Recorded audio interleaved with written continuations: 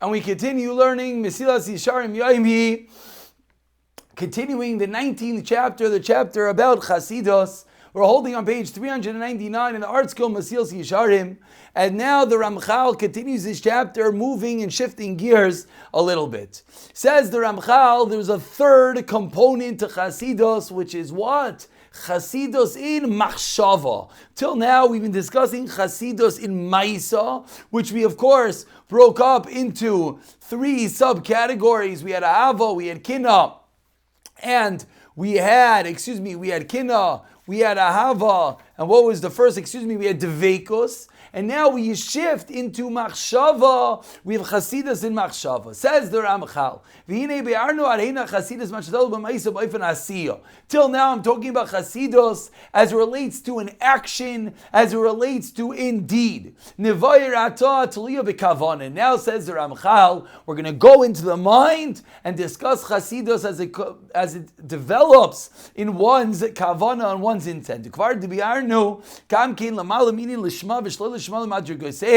We've already seen a few chapters ago, there's a difference in lishma and loy lishma, doing things for Hashem's sake or not, and there's different levels within each one. And now in the world of chasidus, in the world of kavanah, in the world of thought, we're going to delve a bit deeper into the type of thoughts and that determine the level of intent for the action. Says the Ramchal, Omnam Vadai, it is certainly true.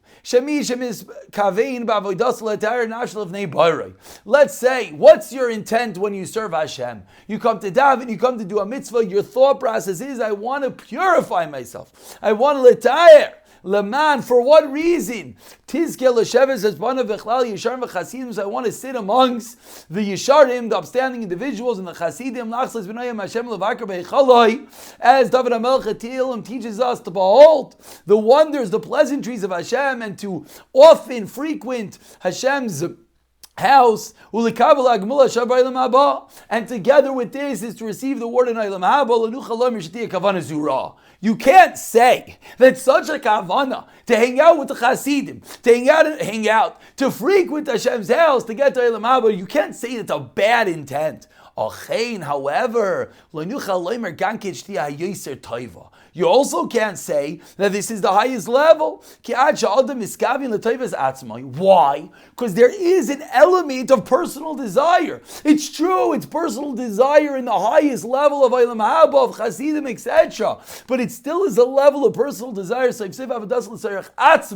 So there's a point in that avodah that you're doing it for yourself. So what's the highest level? What's the kavana when it comes to chasidus?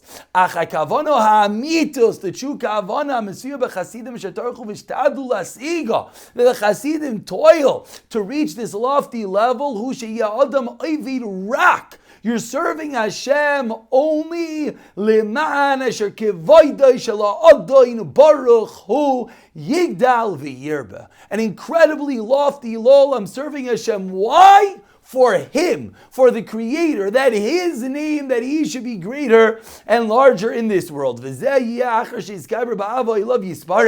And of course, this only comes with an incredible level of Ahavas Hashem, like we spoke about, and he craves and he longs to make Hashem greater. So that's his intent when he does his actions. And he's pained anytime Hashem's name is decreased. So now, when he's doing actions, he's doing it for that incredible purpose. That's why he's serving Hashem for this purpose.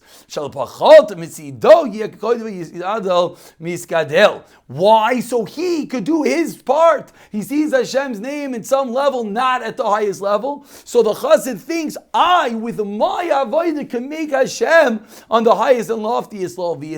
And he desires Shekol Shar B'nei Adam Yakumoki, and everyone should be the same. V'yitztayer, and he's pained. V'yizanach Hamashem Mayid Shar B'nei Adam, and he agonizes that Hashem's honor is diminished by other people. V'kolshkin Hamashem Mayidu Atzmai, and he also agonizes, and he's also pained when he himself decreases at some level. Whether